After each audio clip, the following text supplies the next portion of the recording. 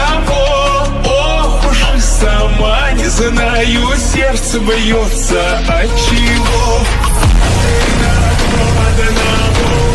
ঢালিউডে ফের চাঞ্চল্য, পারিবারিক গুঞ্জনে সরগরম শোবিজ অঙ্গন। চিত্রনায়িকা শবনম বুবলিকে ঘিরে আবারও নতুন করে শুরু হয়েছে আলোচনা। শোনা যাচ্ছে তিনি নাকি আবারও মা হতে চলেছেন।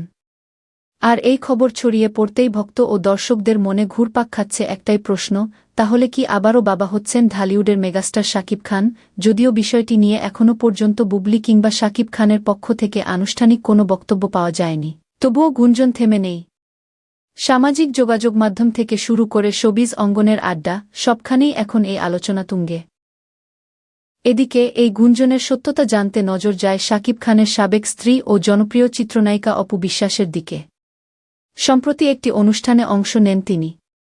অনুষ্ঠান শেষে সাংবাদিকদের মুখোমুখি হলে সরাসরি তাকে করা হয় বুবলিকে ঘিরে এই গুঞ্জন এবং শাকিব খান আবার বাবা হতে চলেছেন কিনা এমন প্রশ্ন শুনে কিছুটা বিস্ময় প্রকাশ করেন অপু বিশ্বাস। জবাবে তিনি বলেন, আচ্ছা তাই নাকি? আমি তো জানিই না কি হচ্ছে। আপনারাই তো সব জায়গায় যেতে পারেন, আপনারাই আমাকে একটু বলুন।